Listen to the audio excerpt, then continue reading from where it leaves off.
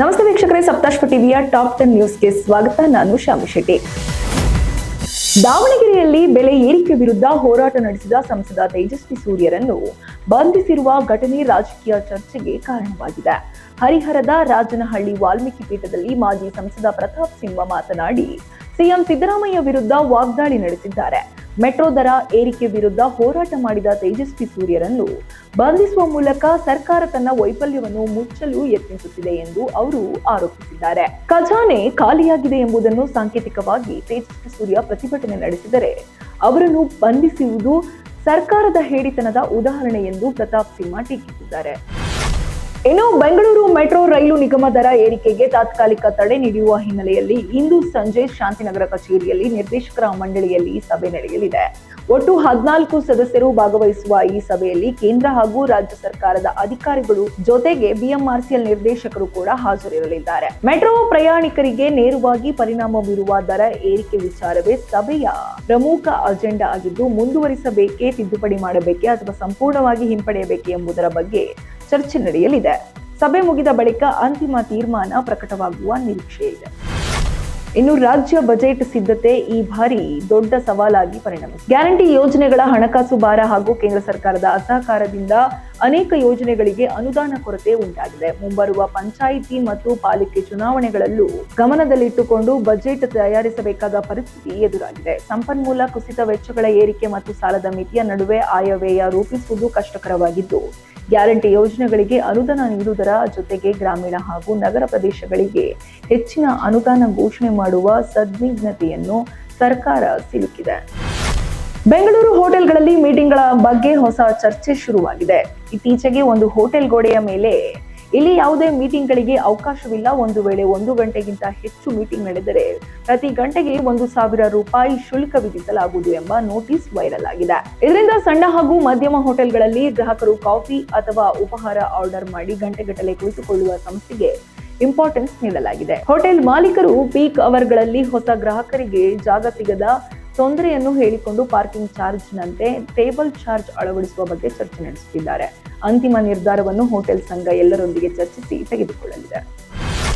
ಇನ್ನು ಚಿನ್ನದ ಬೆಲೆಯಲ್ಲಿ ಇಂದು ಭಾರಿ ಏರಿಕೆ ದಾಖಲಾಗಿದೆ. ಬೆಂಗಳೂರಿನಲ್ಲಿ 22 ಕ್ಯಾರೆಟ್ ಚಿನ್ನದ 1 ಗ್ರಾಂ ಬೆಲೆ 205 ರೂಪಾಯಿ ಏರಿಕೆಯಾಗಿ 14,560 ರೂಪಾಯಿ ಆಗಿದೆ. ಅದೇ 24 ಕ್ಯಾರೆಟ್ ಚಿನ್ನದ 1 ಗ್ರಾಂ ಬೆಲೆ 224 ರೂಪಾಯಿ ಏರಿಕೆ ಕಂಡು 15,884 ರೂಪಾಯಿ ಆಗಿದೆ.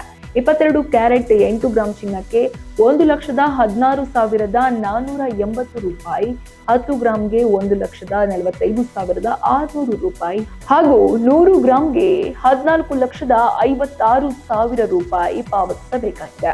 24 ಕ್ಯಾರೆಟ್ 8 ಗ್ರಾಂ ಚಿನ್ನದ ಬೆಲೆ 1,27,072 ರೂಪಾಯಿ, 10 ಗ್ರಾಂಗೆ 1,58,840 ರೂಪಾಯಿ ಮತ್ತು 100 ಗ್ರಾಂಗೆ 15,88,400 ರೂಪಾಯಿ ಆಗಿದೆ. ಸತತ ಇಳಿಕೆ ಕಂಡಿದ್ದ ಚಿನ್ನದ ಬೆಲೆಯಲ್ಲಿ ಈ ಏರಿಕೆ ಗ್ರಾಹಕರ ಗಮನ ಸೆಳೆದಿದೆ.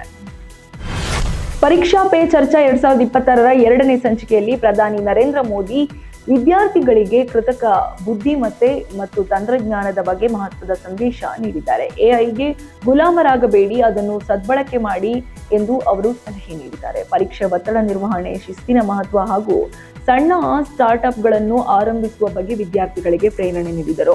ತಂತ್ರಜ್ಞಾನವನ್ನು ಹೆದರದೆ ಅರ್ಥ ಮಾಡಿಕೊಳ್ಳಬೇಕು ಎಂದು ಕರೆ ನೀಡಿದ ಅವರು, ಬೋರ್ಡ್ ಪರೀಕ್ಷೆಗಳ ಒತ್ತಡದ ನಡುವೆ ವಿದ್ಯಾರ್ಥಿಗಳು, ಶಿಕ್ಷಕರು ಮತ್ತು ಪೋಷಕರಿಗೆ ಮಾನಸಿಕ ಉತ್ತೇಜನ ನೀಡುವಂತಾಯಿತು. ತಮಿಳುನಾಡಿನ ವಿದ್ಯಾರ್ಥಿಗಳೊಂದಿಗೆ ಸಂವಾದ ಆರಂಭಿಸಿದ ಪ್ರಧಾನಿ ಛತ್ತೀಸ್ಗಢದ ವಿದ್ಯಾರ್ಥಿಯೊಬ್ಬರು ಕೇಳಿದ ಪ್ರವಾಸಿ ಸ್ಥಳಗಳ ಪ್ರಶ್ನೆಗೆ ಉಪಯುಕ್ತ ಸಲಹೆಗಳನ್ನು ಕೂಡ ನೀಡಿದ್ದಾರೆ.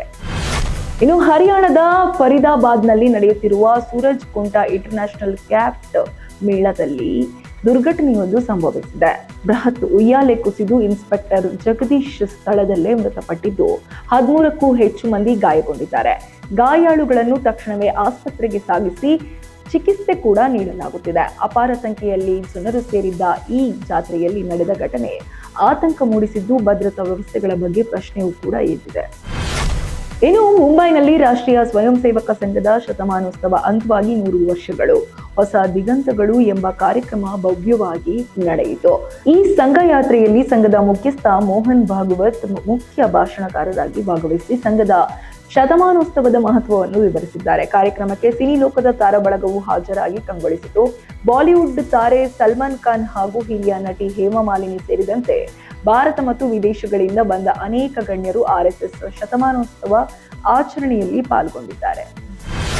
ಇನ್ನು ಕೇರಳದ ಶಬರಿಮಲೆ ಚಿನ್ನ ದುರುಪಯೋಗ ಪ್ರಕರಣದ ಪ್ರಮುಖ ಆರೋಪಿ ಉನ್ನಿಕೃಷ್ಣನ್ ಪೊಟ್ಟಿಗೆ ಕೊಲ್ಲಂನ ವಿಚಕ್ಷಣಾ ನ್ಯಾಯಾಲಯ ಜಾಮೀನು ನೀಡಿದೆ. ಇದರ ಬೆನ್ನಲ್ಲೇ ಕೋಝಿಕೋಡ್ನಲ್ಲಿ ಪ್ರತಿಭಟನೆಗಳು ತೀವ್ರಗೊಂಡಿದ್ದು, ಕೇರಳ ಮುಖ್ಯಮಂತ್ರಿ ಪಿಣರಾಯಿ ವಿಜಯನ್ ಅವರ ಬೆಂಗಾವಲು ಪಡೆಯ ವಾಹನಕ್ಕೆ ಬಿಜೆಪಿ ಯುವ ಮೋರ್ಚಾ ಕಾರ್ಯಕರ್ತರು ಕಪ್ಪು ಬಾವುಟ ಪ್ರದರ್ಶಿಸಿದ್ದಾರೆ. ಈ ವೇಳೆ ಅಲ್ಲಿದ್ದ ಪೊಲೀಸರು ಪ್ರತಿಭಟನಾಕಾರರನ್ನು ವಶಕ್ಕೆ ಪಡೆದಿದ್ದಾರೆ. ಪ್ರಕರಣದ ಬೆಳವಣಿಗೆಗಳು ರಾಜ್ಯ ರಾಜಕೀಯದಲ್ಲೂ ಕೂಡ ಚರ್ಚೆಗೆ ಕಾರಣವಾಗಿದೆ.